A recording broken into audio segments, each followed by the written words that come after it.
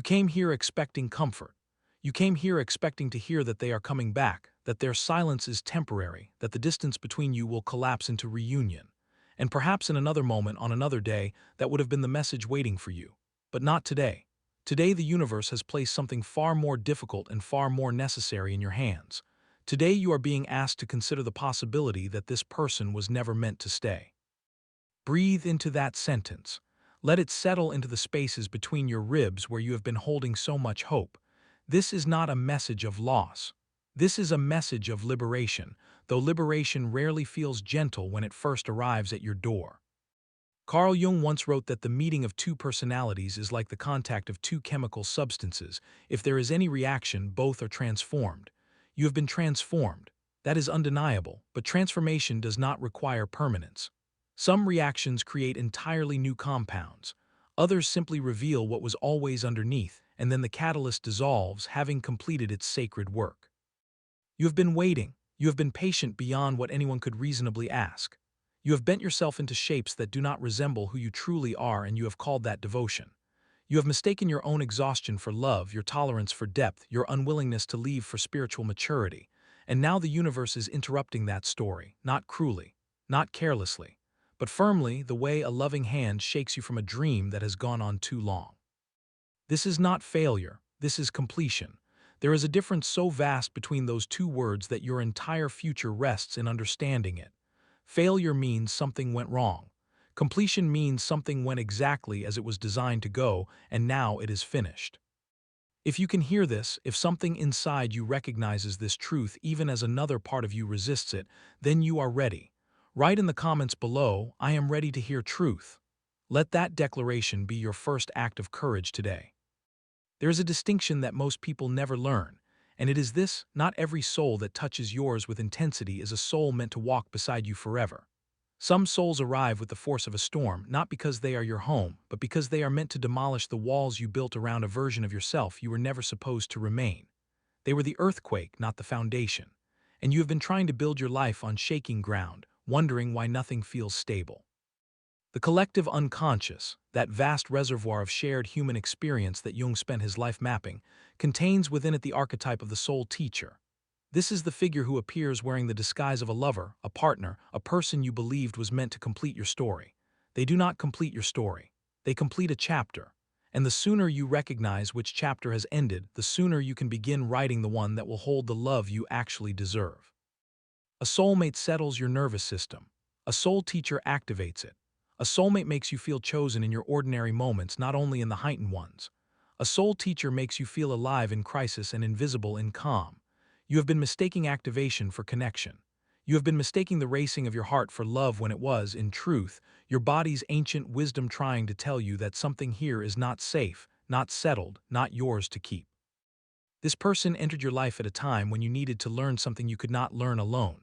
Perhaps it was the lesson of your own worthiness. Perhaps it was the lesson of what you would no longer tolerate. Perhaps it was the brutal and beautiful lesson that love, real love, should never require you to abandon yourself in order to receive it. Whatever the curriculum was, you enrolled the moment you met them, and you have been attending class faithfully, sometimes with tears as your only textbook. But there comes a moment in every spiritual education where the teacher has given everything they are capable of giving. The classroom has served its purpose. The walls have heard every lesson they can echo back, and you are still sitting in your seat, waiting for a lecture that will never come. Before you release this person, and you will release them not today perhaps, but soon, in whatever quiet moment your courage finally outnumbers your fear, before that release you must understand what they gave you. Not what they promised, not what you hoped they would become. What they actually, tangibly, undeniably deposited into the architecture of your soul. They taught you your own strength by testing it past every limit you believed you had. You did not know you could survive that kind of disappointment until they delivered it. You did not know you could carry that weight of silence until they went quiet. You did not know you were capable of rebuilding yourself from the inside out until they gave you no other choice. That knowledge, that lived and embodied knowledge of your own resilience, does not belong to them. It belongs to you. It has always belonged to you. They simply created the conditions under which you were forced to discover it. They taught you boundaries by crossing them. Every moment of discomfort they created, every time your intuition whispered that something was not right and you ignored it, every time you swallowed words that deserved to be spoken, all of that was the universe showing you exactly where your edges needed to become firmer, clearer, more unapologetically defined. You did not have those boundaries before. Now you are beginning to. That is not a wound. That is a graduation. They revealed your worth by undervaluing it. This is perhaps the most painful gift a soul teacher can offer, and it is a gift, though it cuts like nothing else. When someone cannot see what stands before them, when someone treats gold like common stone, they do not diminish the gold. They expose their own inability to recognize what they are holding. And in that exposure, you were given the most important mirror you have ever looked into. The mirror that showed you just how much you were willing to accept from someone who could not match what you were giving. This is the shadow work that Jung described, the descent into the parts of yourself you would rather not examine. Your shadow held a belief, old and inherited and quiet as dust, that you did not deserve consistent love. This person activated that belief. They did not create it. It was already there, folded into the fabric of your earliest experiences. But by activating it, by bringing it into the light through their inability to love you properly, they gave you the chance to finally see it, name it, and begin the long, sacred work of healing it. There is a sentence your heart needs to hear, and it needs to hear it spoken without malice, without bitterness, without the venom of resentment that so often accompanies the end of something you poured yourself into. It is not that they will not. It is that they cannot. Those two realities live in entirely different emotional landscapes. One implies choice and cruelty. The other implies limitation and truth. And the truth, the one you have been circling for longer than you want to admit, is that this person is not equipped to meet you where you stand. This is not about their character being fundamentally flawed. It is not about them being a villain in your story. It is about capacity. Some people have not done the inner work necessary to hold the kind of love you are offering. Some people are still operating from wounds so deep and so unexamined that they cannot receive without flinching, cannot stay without sabotaging, cannot love without conditions because unconditional anything terrifies the parts of them that were never taught safety. You have been trying to love them into wholeness. You have been trying to pour enough patience, enough understanding, enough tenderness into their cracks that they would finally solidify into the person you know they could be. But here is the truth that sets you free even as it breaks your heart. You cannot heal someone who does not yet recognize they are wounded. You cannot guide someone to a destination they have not chosen to reach. And you cannot keep sacrificing your own peace at the altar of someone else's potential. You have outgrown this dynamic, not because you are superior, not because your journey is somehow more advanced, but because growth happens at different speeds for different souls, and yours has carried you to a place this person has not yet reached. Perhaps they will reach it someday. Perhaps the loss of you will be the very thing that awakens them to the work they have been avoiding. But that is their journey, their timeline, their responsibility. It was never meant to be yours. The projection you have been carrying, that beautiful and dangerous Jungian mechanism through which you saw your own wholeness reflected in their eyes, was never a reflection of what they were. It was a reflection of what you are. Take it back. It belongs to you. You did not fall in love with a person. You fell in love with a possibility. You fell in love with the version of them that appeared in flashes, in those rare and intoxicating moments when they were tender, when they were present, when they showed you just enough of what they could be that you mistook it for what they are.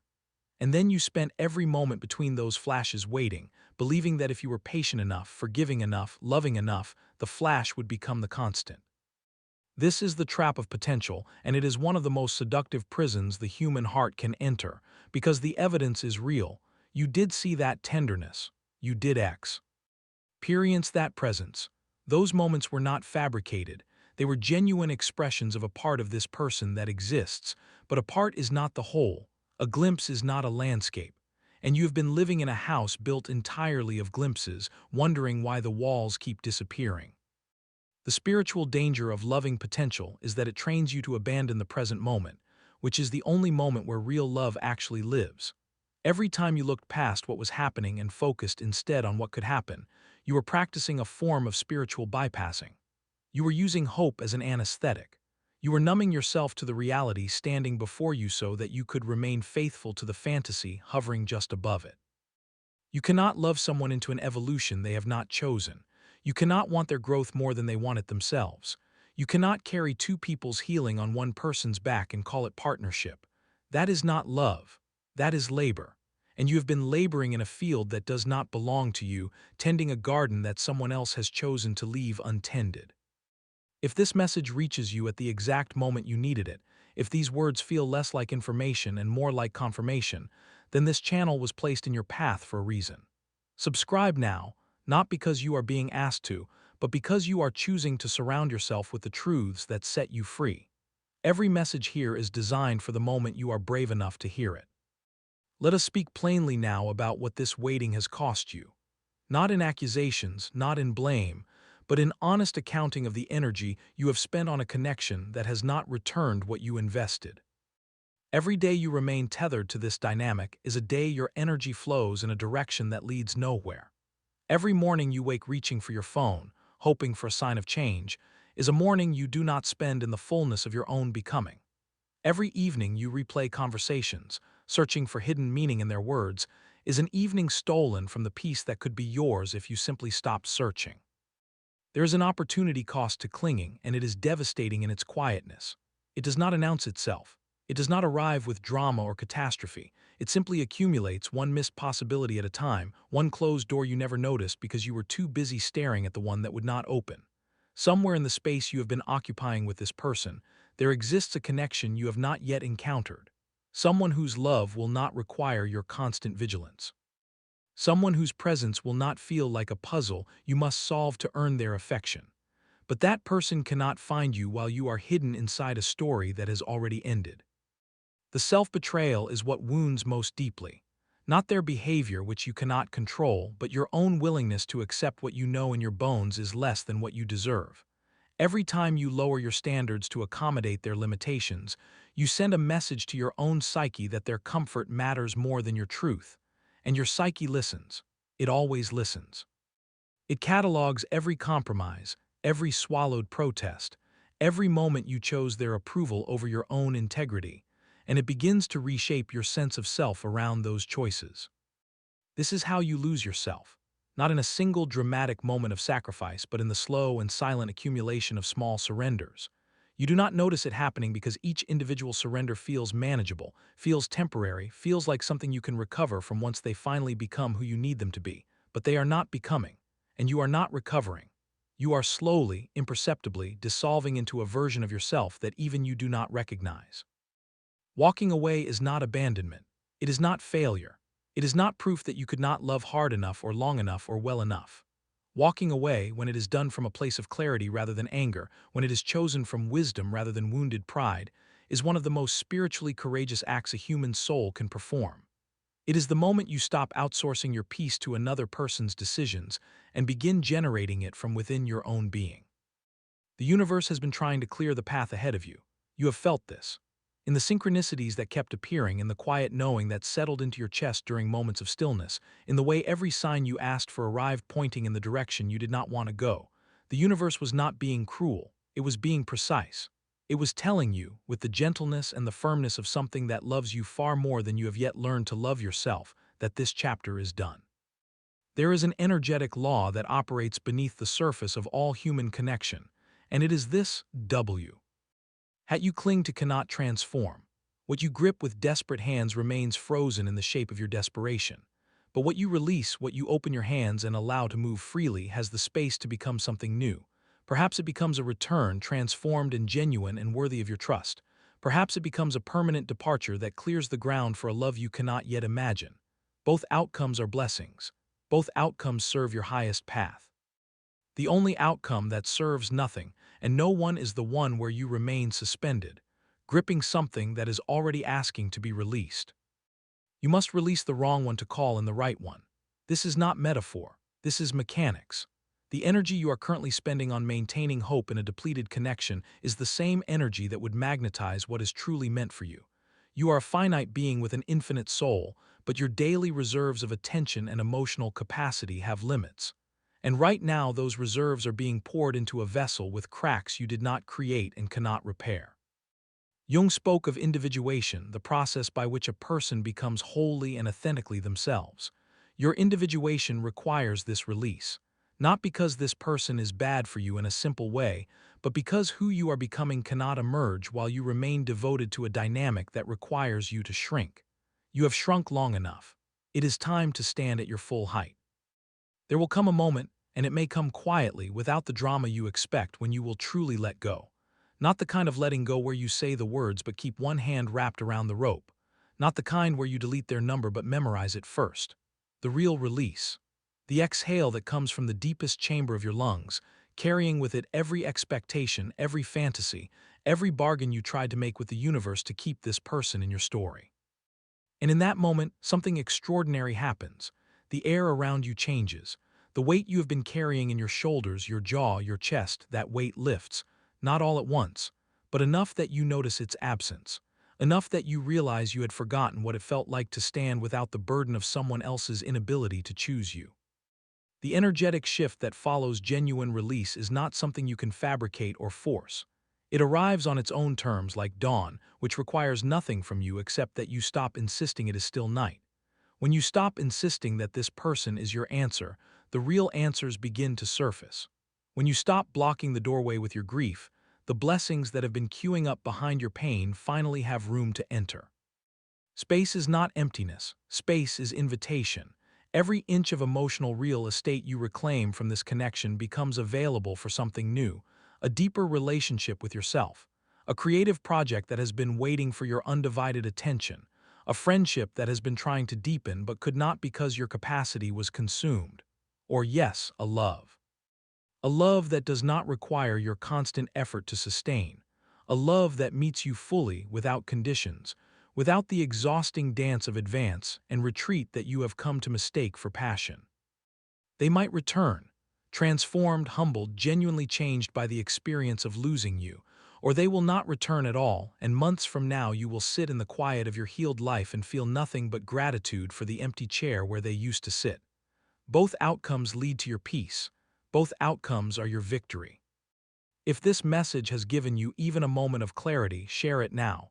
Send it to someone who is still waiting for permission to choose themselves. That permission is here. You have been waiting for something from this person, a conversation, an apology, an acknowledgement that what happened between you mattered, that your pain was real, that you were not imagining the depth of what you shared. You have been waiting for them to hand you the key to your own freedom. But here is what you must understand, what you must let settle into the marrow of your bones until it becomes indistinguishable from your own knowing. They do not have that key. They never did. Closure is not something another person gives you. Closure is something you give yourself. It is the moment you stop requiring their understanding in order to move forward. It is the moment you stop needing them to see your worth in order to believe in it. It is the decision, made in your own sovereignty, that your healing does not depend on their participation. You do not need their apology.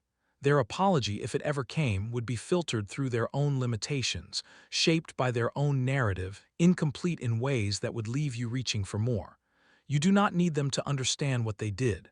Understanding requires a level of self-awareness they have not yet cultivated, and waiting for them to cultivate it is another way of giving your timeline to someone who has already proven they do not honor your time. You do not need them to feel regret. You do not need them to wake at 3 in the morning with your name on their lips and the sudden crushing weight of what they lost. These fantasies, and they are fantasies, serve only to keep you bound to a story where your peace depends on their suffering, and your peace was never meant to be built on someone else's ruin. What you need is what you have always had: your own voice, your own decision, your own ability to look at what was, honor it for what it taught you, and then gently, firmly, without cruelty but without hesitation, close the door. Not slam it, not lock it with bitterness. Simply close it the way you would close a book you have finished reading, with respect for the story, with gratitude for what it gave you, and with the quiet certainty that there are other stories waiting, and your hands are finally free to open them. You're standing at a threshold now.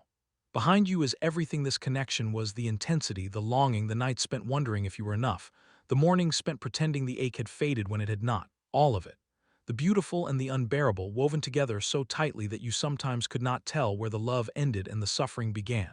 It is all there behind you, and it is not disappearing. It is simply taking its rightful place in the museum of your becoming. Something to visit occasionally with tenderness, never again something to live inside. Ahead of you is a version of your life you have not yet met. And it is extraordinary not because it is perfect, but because it is unburdened. In this version, you do not wake with dread. You do not check your phone with the specific mixture of hope and nausea that has become so familiar you forgot it was not normal. In this version, you are whole. Not because someone completed you, but because you stopped breaking off pieces of yourself to fit into someone else's insufficient space. Someone is coming. Not on a timeline you can mark on a calendar, not with the dramatic entrance your wounded heart has been scripting, but with a steadiness that will feel foreign at first because you are so accustomed to chaos masquerading as chemistry. This person will not make you question whether you are loved. This person will not require your constant translation of their silence. This person will arrive, and you will know them not by the intensity they bring but by the peace. This pain you have been carrying, it was the preparation.